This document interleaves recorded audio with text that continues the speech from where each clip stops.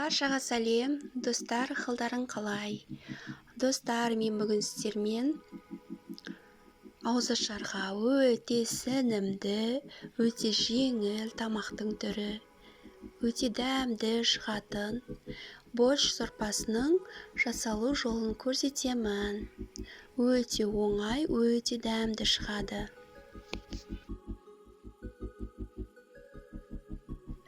Ал бісміллә деп, бізге ең алдымен етімізді осындай ірілеу етіп турап аламыз.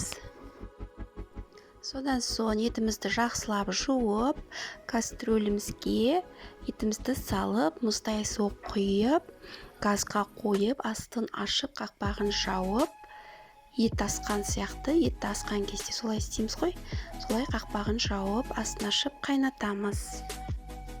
Етіміз қайнайым дегенше бізге пияз, чеснок, картошка, сәбіз, свекла, қызылша, капустаны дайындап аламыз.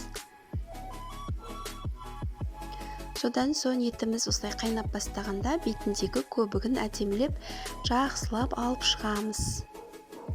Астын кішкене басып, пиязымызды турап салып жібереміз. Осылай енді 2 сағаттай қайнайтын болады. 1,5-2 сағат қайнап тұра береді. Содан соң капустамызды саламыз, картошкамызды саламыз. Тағда картошка піскенше, капуста піскенше тағда қайнап тұрады. Содан соң біз сәбізімізді және қызылшамызды корейский морковканың теркасына өткізіп, чесногымызды майталап турап аламыз.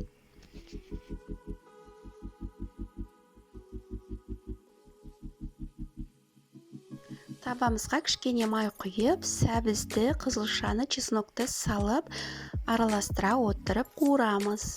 Тез-тез араластыра отырып, содан соң кішкене томат саламыз.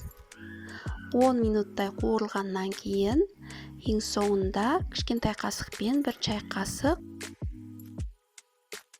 сірке суын, яғни уксусты құйып, тағы да кішкене араластырамыз. Бұл біздің қоспамыз дайын болды. Енді қайнап жатқан кастрөлдегі сорпамызға табадағы қоспамызды салып, жақсылап араластырып, тағы да 10 минуттай қайнатамыз.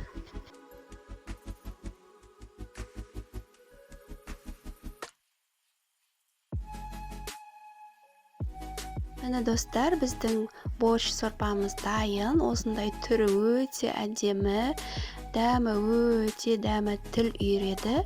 Еті өте жұмсақ, олжы піскен, өте дәмді шығады. Достар, видеом ұнаса лайк басып, комментарий жазып кетейік. Менің келесі видеоларымды жіберіп алмас үшін каналға тіркеліп қоюды ұмытпайық. Рахмет.